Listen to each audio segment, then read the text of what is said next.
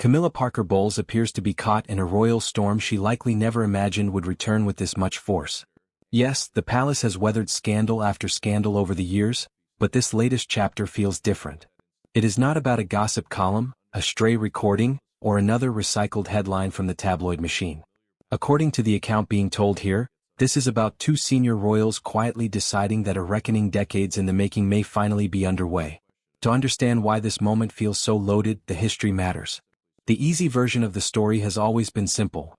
Diana was the wife, Camilla was the other woman, and Charles stood between them. That summary is not entirely wrong, but it leaves out the emotional wreckage and the institutional memory that still hangs over the monarchy. Diana died in Paris in August 1997 at just 36 years old. Her marriage to Charles had long been shattered by then, yet the woman Diana once described as the third person in that marriage remained firmly in Charles's orbit. Camilla stayed. She married him in 2005, and in May 2023 she took her place at the coronation in Westminster Abbey wearing the Girls of Great Britain and Ireland tiara, a piece closely associated with Queen Elizabeth II. For many watching, that coronation looked like the end of the story. Camilla had the marriage, the title, the public acceptance, and the image of permanence. It seemed as though the monarchy had finished its long and careful rehabilitation of her reputation. But from this telling, Princess Anne never viewed that moment as a clean ending, and had seen every stage of the fallout up close, from the Camillagate scandal in 1993 to Charles's public admission of adultery in 1994, Diana's Panorama interview in 1995, the divorce in 1996, and then Diana's death the following year as the palace stumbled through its public response. And is not known for emotional displays, which is exactly why the idea of a quiet shift in her attitude after the coronation carries such weight. There is also a more personal layer that often gets skipped in mainstream royal coverage.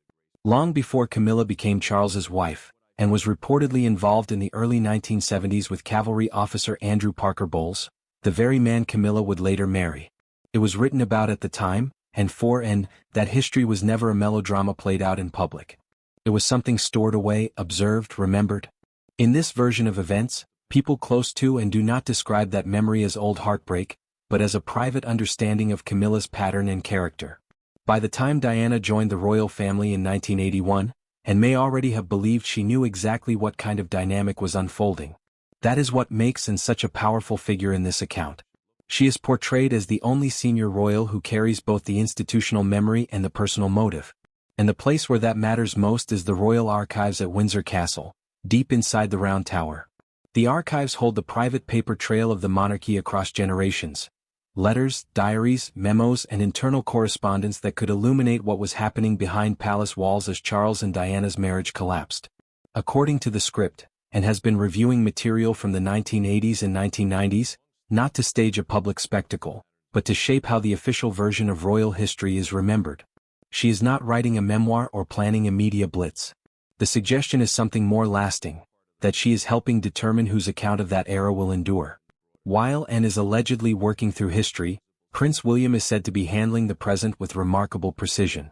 The Duchy of Cornwall may not sound like tabloid material, but it is one of the most powerful financial engines in royal life.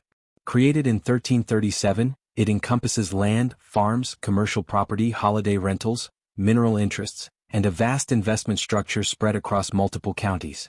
When Queen Elizabeth II died in 2022, control of the duchy passed automatically from Charles to William, giving the Prince of Wales authority over a fortune-generating estate that reportedly brought in around £30 million in 2025.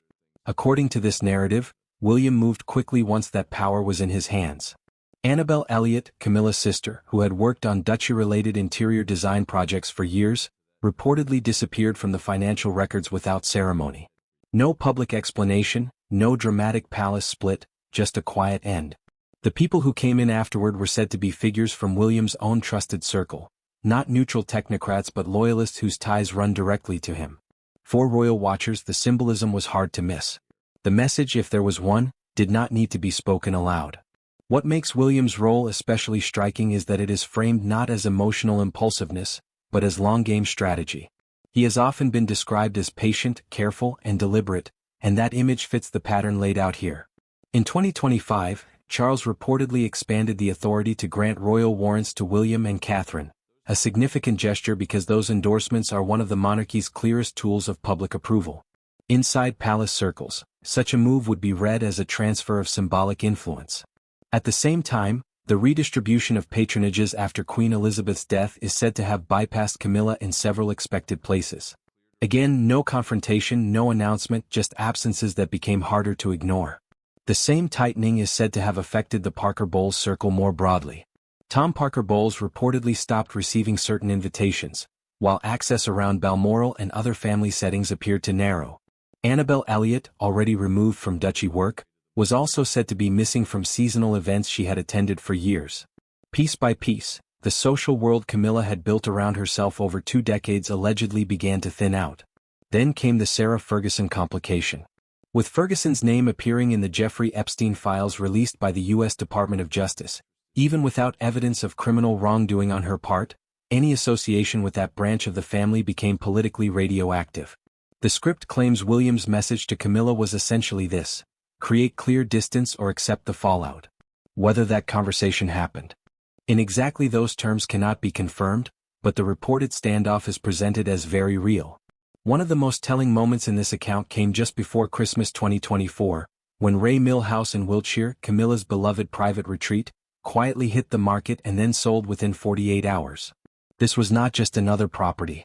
It was her sanctuary, the place she had publicly described as therapeutic and deeply personal, a home that existed before she formally entered the palace hierarchy. People do not usually let go of a refuge like that unless something fundamental has shifted. Here, the sale is framed as a practical calculation.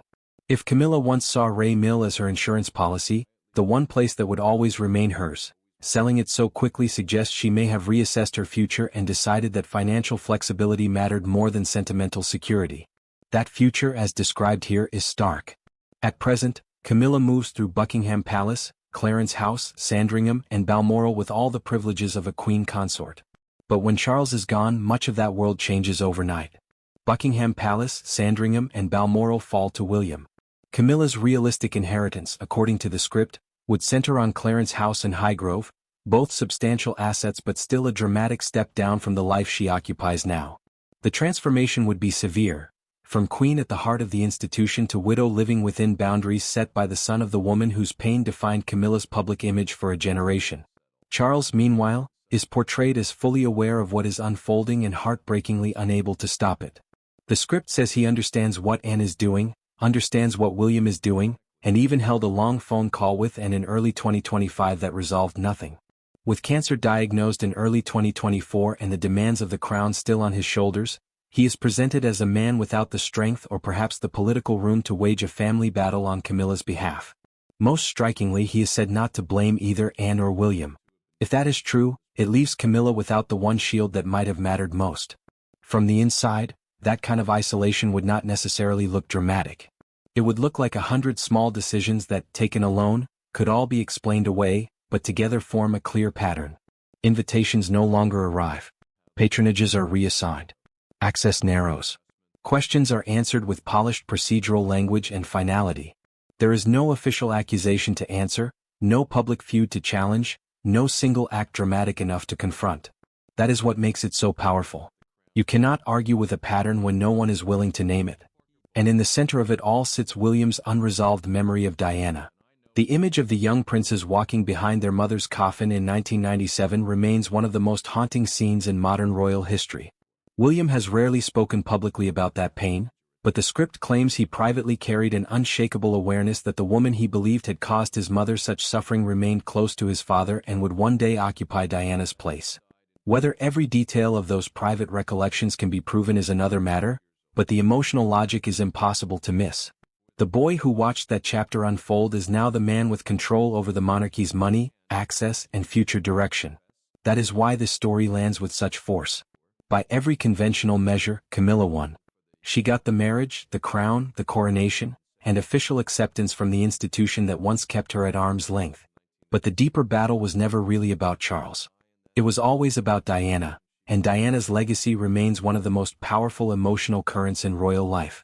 If William controls the future and helps frame the past, then Camilla's position becomes far less secure than the crown on her head once suggested. In the end, that may be the cruelest twist of all. Diana never lived to see any of this. She never saw what her sons would become, never saw the palace evolve, never saw those closest to her quietly reshape the narrative around the woman who replaced her. But in this account, the final verdict is beginning to take form anyway. Camilla may have taken the marriage, but Diana, even now, still holds the legacy. And inside Buckingham Palace, those two truths no longer appear to be living side by side in peace.